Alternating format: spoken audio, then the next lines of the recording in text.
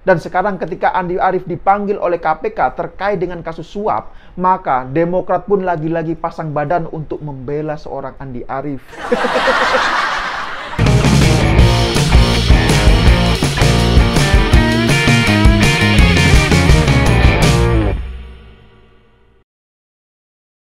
Ya, jumpa lagi dengan saya, Cucu Muhammad. Gelombang badai angin topan nampaknya kembali menghantam Partai Demokrat.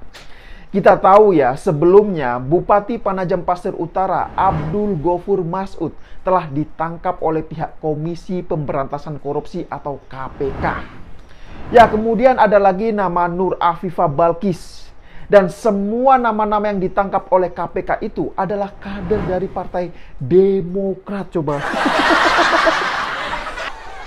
Parah sekali kan. Memang luar biasa sekali Partai Demokrat ini dalam mencetak bibit-bibit koruptor di negeri ini. Ya, asal tahu sajalah, nama Nur Afifah Balkis ini merupakan bendahara umum DPC Partai Demokrat Balikpapan. Dia adalah kader termuda dari Partai Demokrat dan sekaligus koruptor termuda yang ditangkap oleh pihak KPK. Sangat luar biasa kan? Ya, coba bayangkan sajalah, partai lain saja ya belum bisa mencetak koruptor termuda. Ya, kecuali hanya Partai Demokrat saja. Ya, faktanya memang seperti itu kan. Ya, tapi memang sih kader-kader partai lain ini juga ada yang melakukan korupsi. Mereka juga ada yang koruptor. Tapi setahu saya secara pribadi ya, tidak ada atau belum ada yang seperti Partai Demokrat dalam hal mencitrakan bahwa seakan-akan hanya partainya sajalah yang anti terhadap perilaku korupsi. Ya, sekarang coba perhatikan saja, hanya Demokrat partai yang paling niat iklan anti korupsi melalui banyak channel di televisi nasional. Katakan tidak pada korupsi, begitu kata iklannya. Ya, tapi faktanya apa? Faktanya semua yang iklan itu ketangkap oleh pihak KPK, kecuali hanya Ibas dan SBY saja. Sangat luar biasa kan? Ya, tapi baiklah, dalam kesempatan Okedum kali ini saya akan membahas terkait adanya hantaman badai korupsi yang menimpa Partai Demokrat dalam pusaran kasus suap oleh Bupati Penajam Pasir Utara Abdul Gofur Masud. Nah, pertanyaannya begini, benarkah dalam kasus ini ada aliran dana suap yang masuk ke Partai Demokrat? Nah, saya akan bahas semuanya. Tapi sebelumnya, saya ingin menyampaikan banyak sekali terima kasih buat para penonton yang sudah berkenan mengklik dan like video ini. Ya, semoga kita semuanya ini senantiasa diberikan kesehatan, bisa terus menyuarakan kebenaran dan kritikan yang bersifat konstruktif. Jadi bukan hanya sekedar nyinyiran belaka. Apalagi fitnah atau argumentasi-argumentasi yang sifatnya ini hanya destruktif. Ya, kalau soal fitnah dan hoax, biarkan saja itu menjadi urusan atau ranah dari gerombolan para kadrun.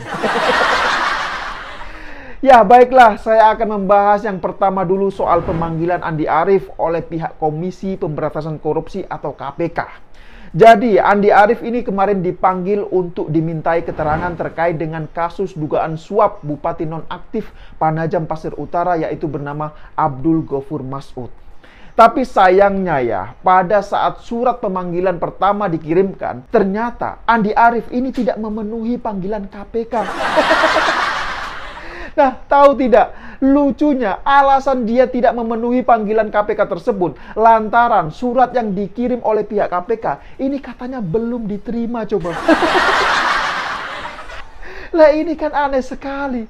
Masa ya, ngirim suratnya ini salah alamat. Nah, padahal kalau kita melihat di Twitternya ya, gaharnya ini minta ampun seorang Andi Arief ini.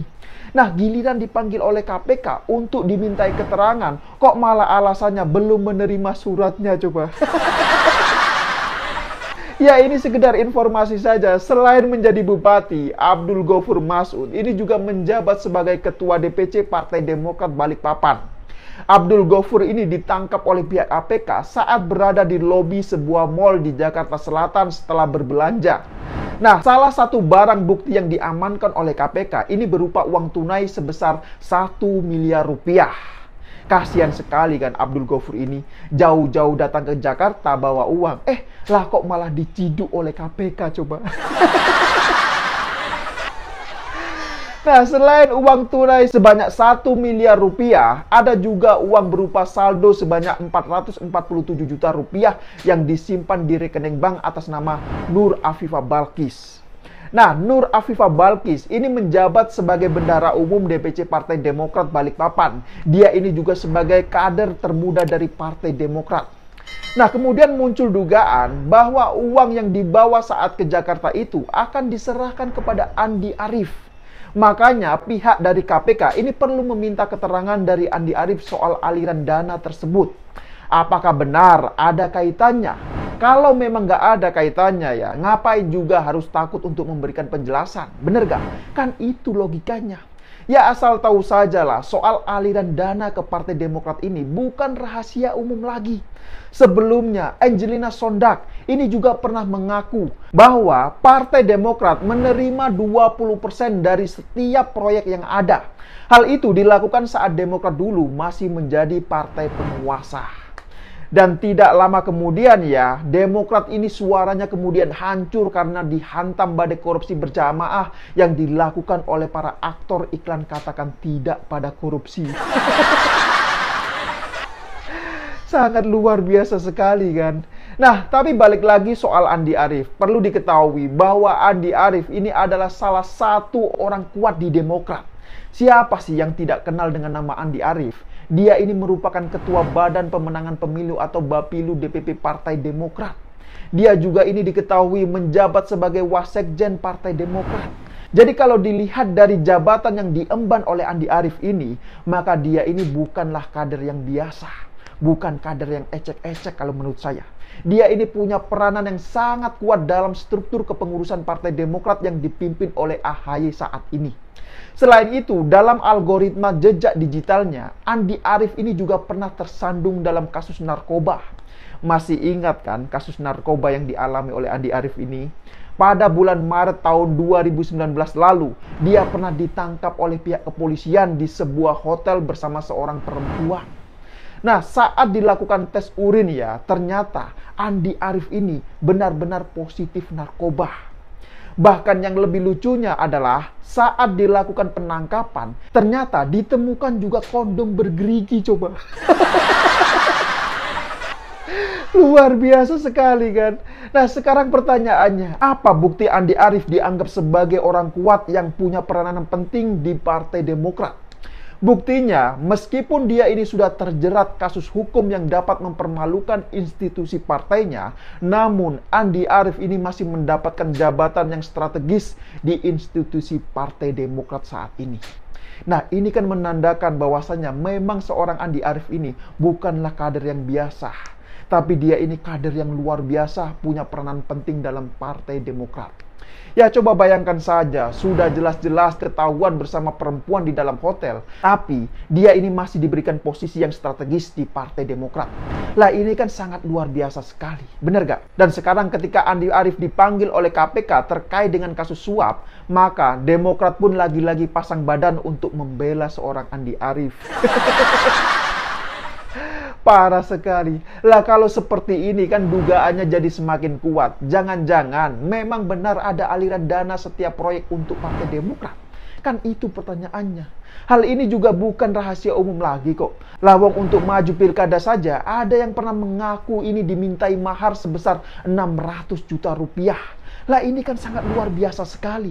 Dan tahu tidak, ketika ditanya soal aliran dana kasus suap yang menyeret nama Andi Arief, AHY pun ini hanya bisa bungkam saat ditanya oleh wartawan. Parah. Nah, jadi gini, ada dugaan bahwa ketika Abdul Ghaffur Mas'ud ini ke Jakarta, uang yang dibawa itu adalah untuk upeti terkait pemilihan ketua DPD Partai Demokrat di Kalimantan Timur. Sekarang tinggal pihak dari KPK saja beranikah mengusut tuntas kasus ini. Karena terus terang ya, orang yang dihadapi oleh KPK ini adalah elit dan senior dari kader Partai Demokrat. Dia ini bukan orang yang ecek-ecek, bukan orang yang biasa saja. Harapan saya sih, kasus ini bisa diungkap secara terang benderang oleh pihak Komisi Pemberantasan Korupsi atau KPK.